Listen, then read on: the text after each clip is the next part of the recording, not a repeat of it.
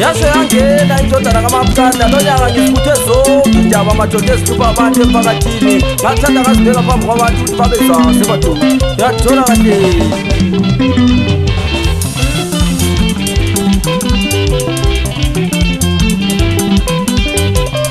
uNkulunkulu wanjala kanjani wanikeza imali wasengicisha abantwana bebaluleke kanje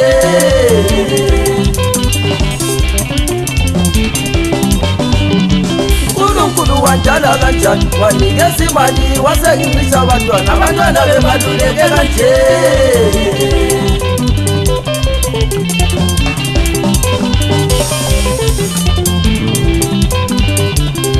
ngifike ekhaya bangibuza abaningi ndoda bapha abantwana ngifike ekhaya bangibuza abaningi ndoda bapha abantwana mntwana ubalulekile empilweni yomuntu mntwana ubalulekile empilweni yomuntu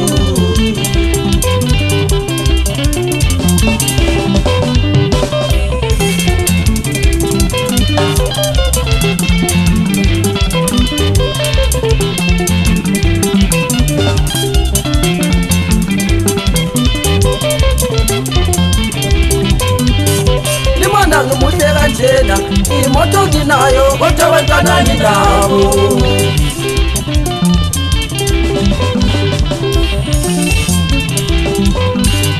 ngibona ngimuhle kanjena imali nginayo kodwa abantwana nginabo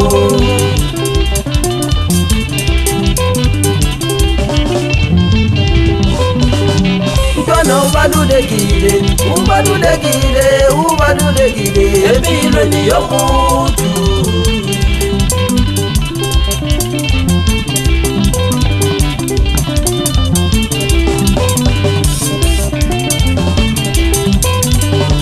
uma ngathenga imoto izogitshelwa ngubaningi ngelaba abantwana noma ngayakho umuzi uzoba ngumuzi onjani ngelaba abantwana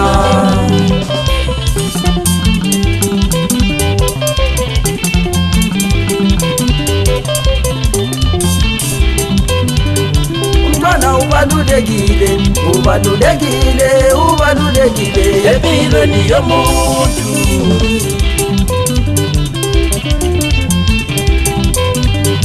uma ngenzeka inkosi ngcile ngizothuma abaningi ngelaba abantwana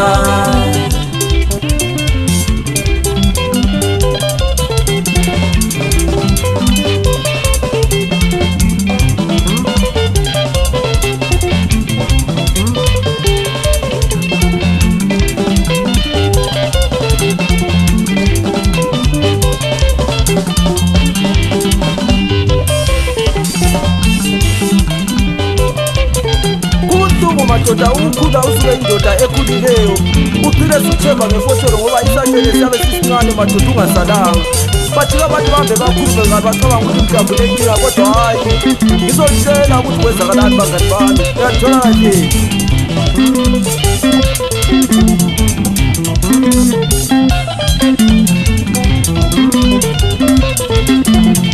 uzelazo khonapho mahloza phethe uthibosi umfana masekokolombini rabuza uyathola kahle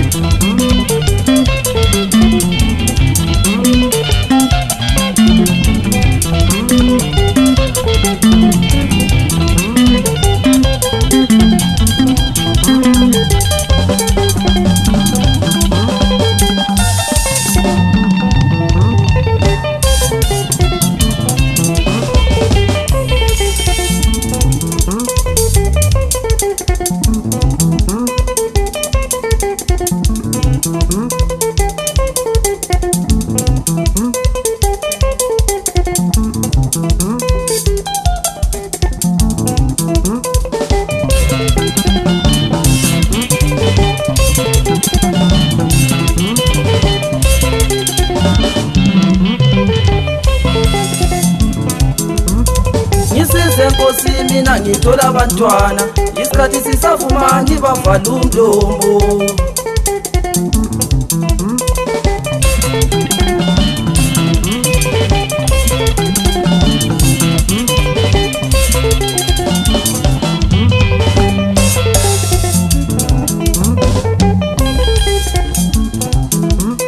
Ngisize Nkosi mina ngithola abantwana isikhathi sisavuma ngibavala umlomo.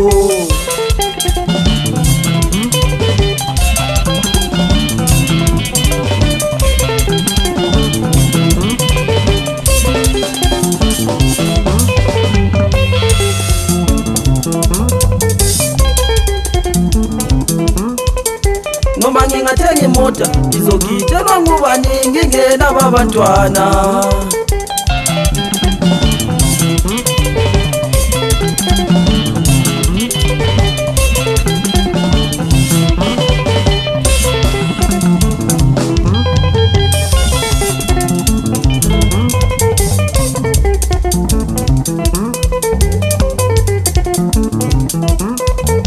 Noma ngingayakho umuzi uzoba nimuzi wanjani ngingenabo abantwana.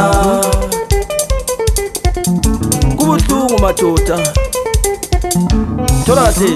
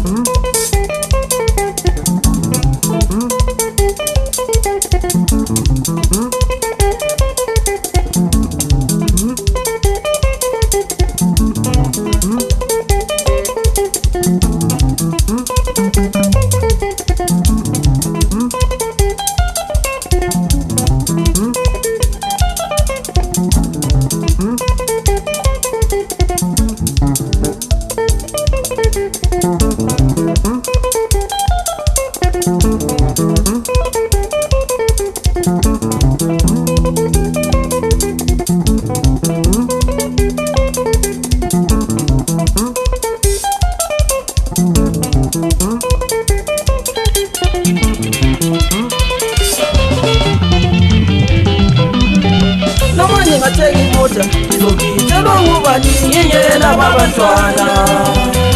Noma ngayakho umuzi uzoba ngumuzi wanjani ongenabo abantwana. Noma ngingathenga imota ngizogitshelwa ngubani ngingenabo abantwana. Yathola kahle.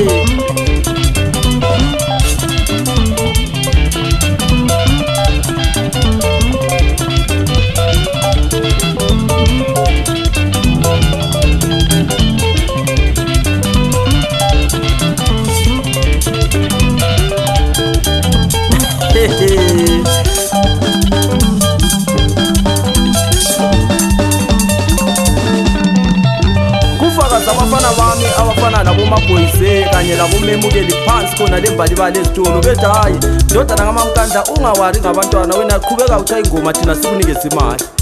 Uyangithola kahle. Khuthaza bonke abantu abangasalanga ukuba bajoyine esidlaleni shake shake.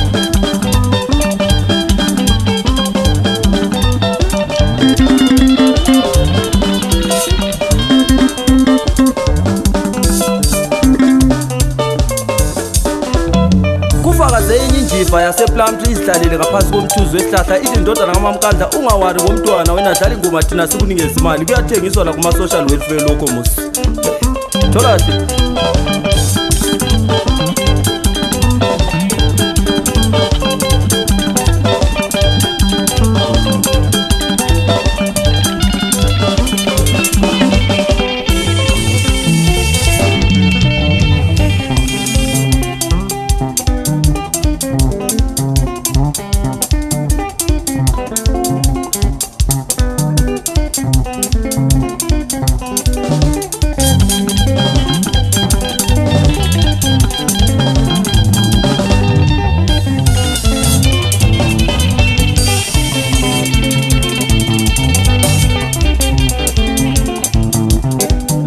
Yathela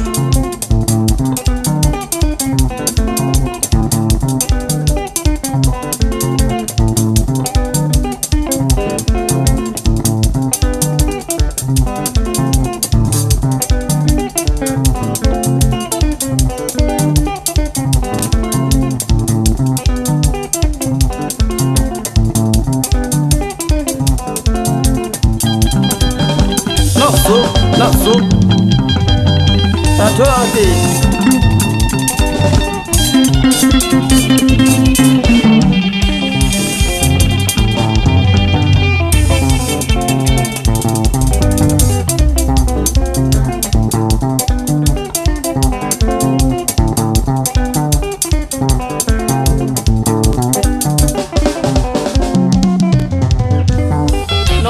Zenye moja sokijana ngubani ngingena babantwana nomanywa yakumuzi uzoba likumeli njani ngingena babantwana nomanywa yakumuzi uzoba ngumuzi onjani ngingena babantwana